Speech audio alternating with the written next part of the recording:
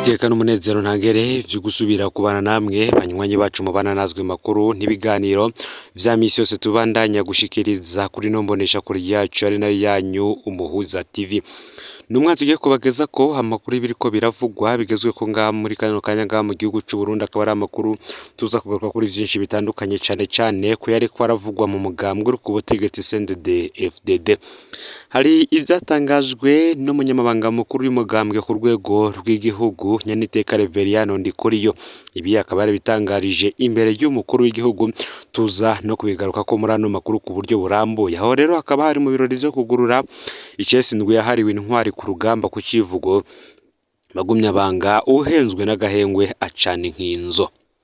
Kugurura indwi yahariwe intwari ku rugamba vyatanguriwe n'inkuka y'imisa yabereye kuri paruwasi Nteguza iri ku mutumba Gifurwe muri komine Mpanda wo mu ntara nshasha ya Bujumbura. Inkuka ya misa iheze haciye hakurikira gushira ingori z'amashirwe ku ntatemwa z'intwari ziguze urugamba rwo guharanira amahoro na demokarasi zashinguwe kuri uwo mutumba wa Gifurwe.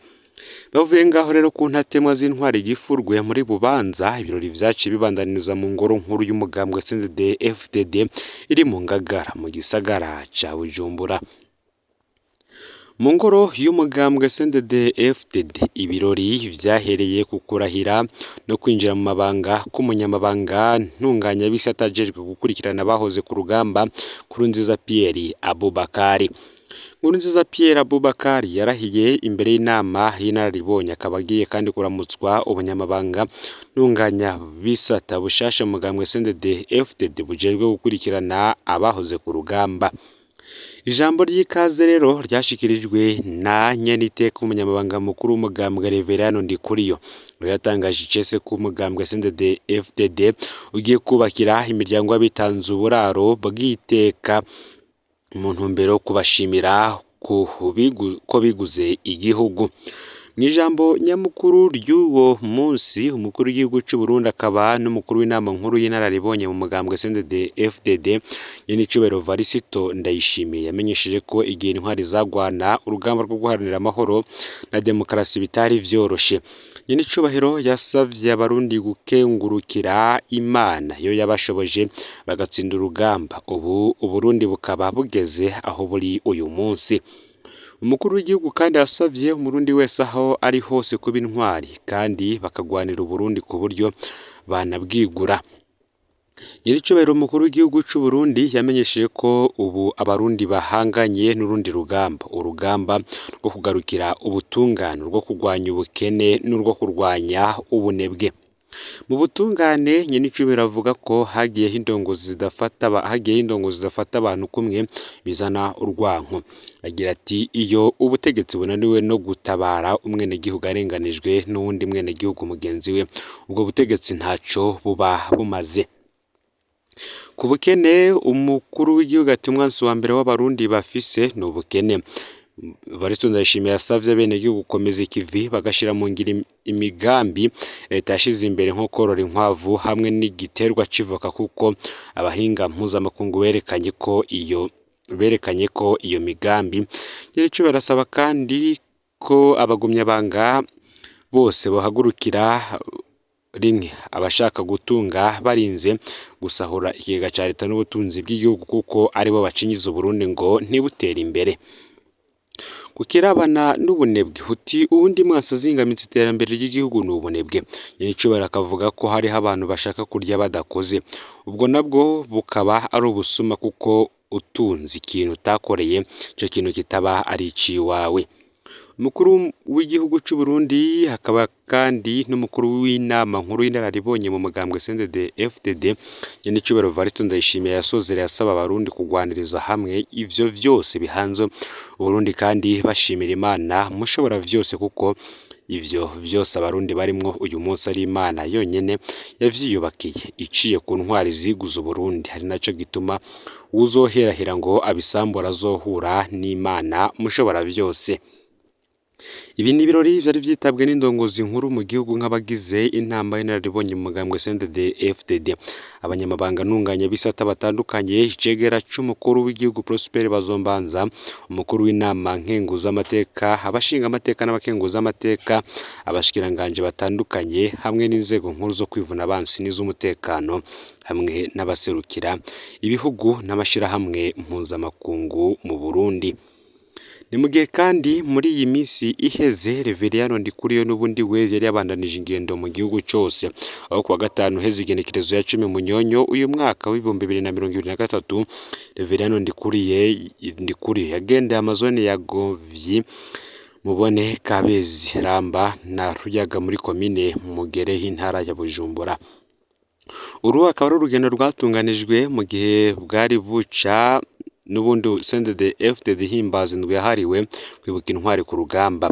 Reveriyano Ndikuriyo akaba yaribukije ubutumwa nyenicubahiro umukuru w'igihugu yashikirije umwaka uheze ku munsi hibukwa intwari, aho yagize ati ni intwari uwo ari we wese akunda igihugu akumva yocigura.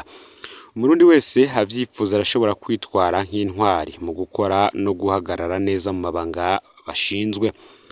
Mu kubungabunga iragi ry'izo ntwari, Reveriyano Ndikuriyo akaba yarasavye abenegihugu gufata iya mbere mu guteza imbere Uburundi no mu gusimbataza intwaro ibereye baharanira. Reveriyano Ndikuriyo hageze muri zone ya Kabezi yasavye ko bokwijukira kubaka inzu zigeretse hejuru kugira ngo amatongo ashobora kurimwamwo akingirwe. Mu gusozera urwo rugendo yasavye indongozi z'umugambwe gukora ibishoboka vyose kugira ngo Mugere izobe iri mu makomine atora neza kandi ateye imbere.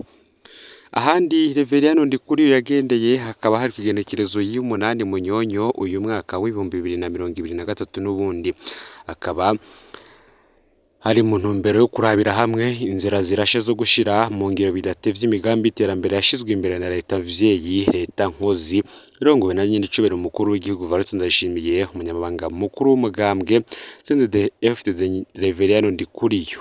Ico gihe yakoranije indongozi z'umugambwe ku rwego rw'intara bari kumwe n'abanyamabanga bajejwe iterambere mu ntara n'amakomine yose. Mu gisata c'uburimyi abitavye izo nama bumvikanye ko ibiterwa vy'ikawa n'amavoka bigiye guhagurukirwa kugira vyinjiza amafaranga mvamakungu. Kubw'ivyo abitavye iyo nama bumvikanye ko abenegihugu bohimirizwa gushira hamwe amatongo bakarimira hamwe kuko vyogira akamaro kanini mu kurima kijambere no mu kugwiza umwimbu nk'uko akarorero kamaze kuvyerekana mu bice vya Kayanza.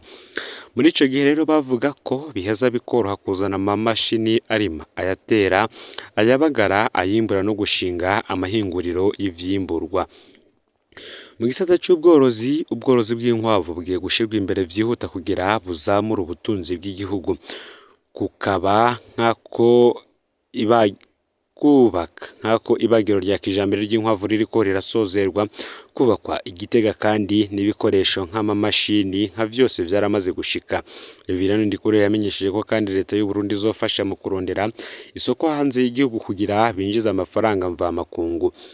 Muri iyo nama kandi abitavye basavye ko bikunze bo barekurira gukoresha ubutunzi kama basanzwe bafise mu guhingura ibintu no guteza imbere intara zabo. Bongeye kandi barasaba ko ibikoresho bije gufasha mu guhingura umwimbu na cane nk'ibiba bizanywe n'amakoperative y'abenegihugu vyo kwinjira mu gihugu ku buntu bitarihijwe amakori, kandi n'imusha zo kuvyinjiza bakazironswa vyoroshe. Saho gusa Reveriyano Ndikuriyo kuko n'ubundi izi ngendo ziwe mu gihugu zagumye zibandanya, aho kugenekerezo ya 6 Ndikuriyo yagendeye amazone yagize komine Shasha Nyabihanga mu ntara ya Gitega. Urwo rugendo rukaba rwararanzwe n'inyigisho nyamukuru zine harimwo gukomeza amakoperative, gukomeza umugambi wo korora inkwavu, kuzirikana no kureresha abana iragi ry'intwari n'incungu z'Uburundi, na cane biciye mu bikorwa vyo kubakira uburaro abahoze ku rugamba. Kuri uwo munsi nyene igenekerezo ya 5 mu ntumbero yo gusanga abagumyabanga ku Kivu, umunyamabanga mukuru n'ubundi w'umugambwe CNDD-FDD Reveriyano Ndikuriyo yaragenda abagumyabanga muri zone Bigina muri komine Makamba y'intara ya Burunga. Reverend Ndikuriyo yasavye abagumyabanga kureresha abana babo indero y'ikirundi yabo hambere no kubakundisha ibikorwa kugira bakure ari abakozi b'ubwira n'ubuntu. Abarundi bakunda igihugu kandi bagakingira umwansi. Ni muri iyo ntumbero nyene yamenyesheje ko muganga CNDD-FDD wateguye inyigisho z'ibiswi vy'inkona zijanye no gukunda igihugu, gukunda ibikorwa hamwe no gukunda ishure kugira babategurire kuba imbonerakure nyazo ziteza imbere igihugu zongera zigikingira.